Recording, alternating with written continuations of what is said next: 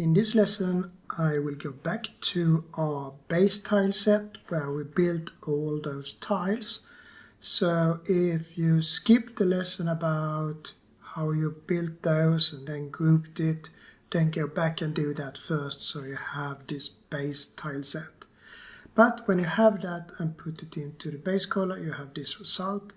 And what I'm going to do now is fill all those dark sides here with some concrete or really rough edges, and using the techniques that we have learned from all the earlier lessons here. So first of all, we need some type of noise that we need to put in here. So adding that, Shift A, and then I add a texture, and it will be the noise texture, and we can connect that to the UV, so we need a texture coordinate. So Shift A, input, and the texture coordinate, and take the UV from that one into the noise here. So now we have that in, and we can take the factor from the noise to the base color, just so we can see the scale of it, and take up the detail a bit, the roughness a bit, and just a small portion of distortion, not too much, because then it just gets like a circular pattern. But something like this could be good, I think, to have as a base to fill the edges with. We also need some bump to make the height of it, so we put in a bump map, pressing Shift A, and then vector and a bump. So then we have this in, and now let's start making these really rough edges with some concrete between the tiles here.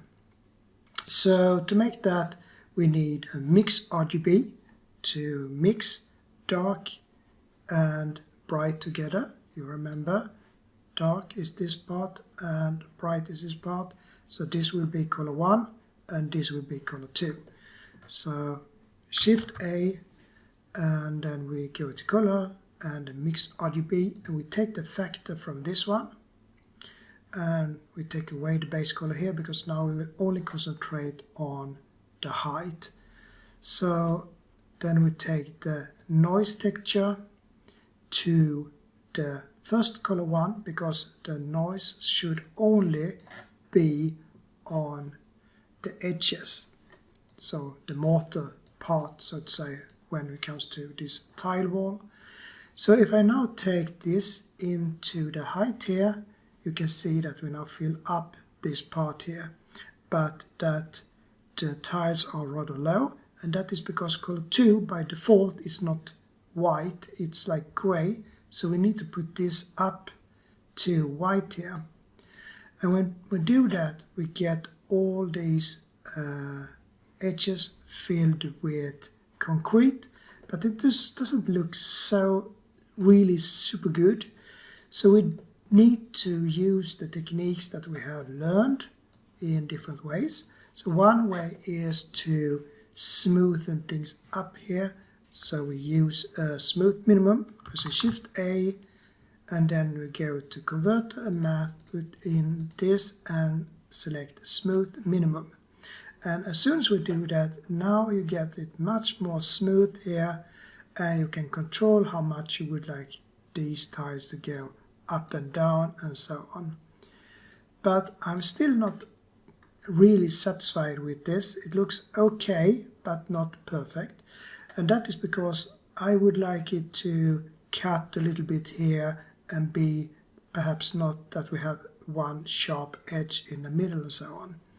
And to do that, we add a color ramp here, because then we can add some individual darkness and brightness from the mix that we got with the mix RGB.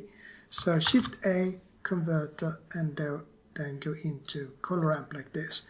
And right now there is no changes, but if we drag this up here, we can then see that we can cut something of this, but we would like to fill in it again.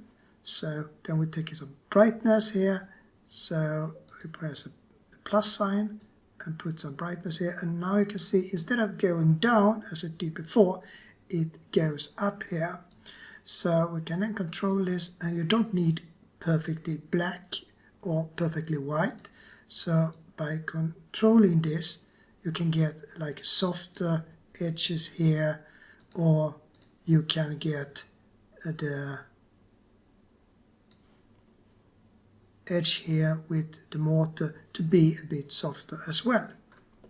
The final adjustment that you can do is on the noise texture itself by adding a power node here. So Shift A, converter and math, and you add the power here, because then you can control your contrast from the noise texture until you get something that you think is okay, like this. So now on distance, this looks really good, because now we are using a combination of smoothing. We have some parts that we would like to make individual go up and down, and we can control the contrast a bit here using this. And it doesn't have to be so much, it can almost be 1, but 1 is no change, but a little less than 1. So something like this would be really perfect. And then we need some coloring of this, and that you can do right here.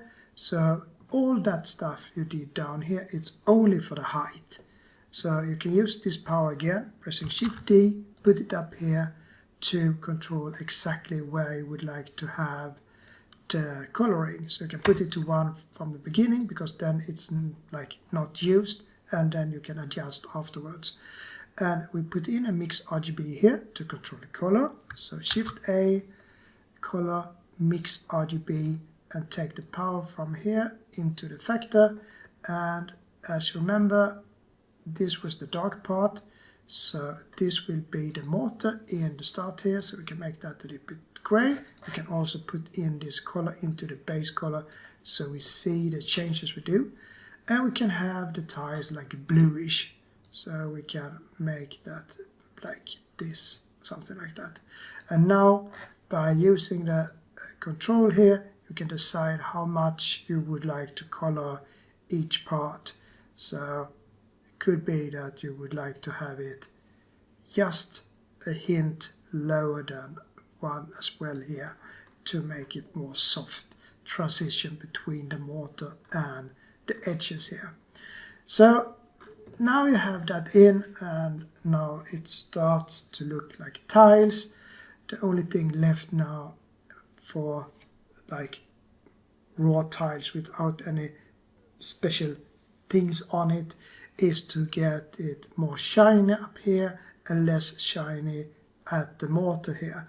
And that you can easily do with the roughness, since we already have this in here for the base tile. So right now, if we look at the base color, it's black here, which means really shiny, because that's low roughness. And here we have low shininess. We would like it to be reversed, so we will put in a subtract here. So Shift A, converter, math, put that in. Can go a bit closer so you can see. Change this to subtract, put that to 1 here, and you put that into the bottom here. And if I now take that subtract into base color, you can see that now we get these really shiny, and that is not shiny at all. So you can, by the subtract, if you increase it a bit like that and clamp, then you can lower the shininess, so you can increase the roughness a bit on the tiles as well. So perhaps something like this would look good on the roughness. So then I just moved it from base color into roughness. So now we have shiny tiles and non-shiny mortar here, and then just go back with the color into the base color here. So we can perhaps take this down even more. So something like this, and it looks good.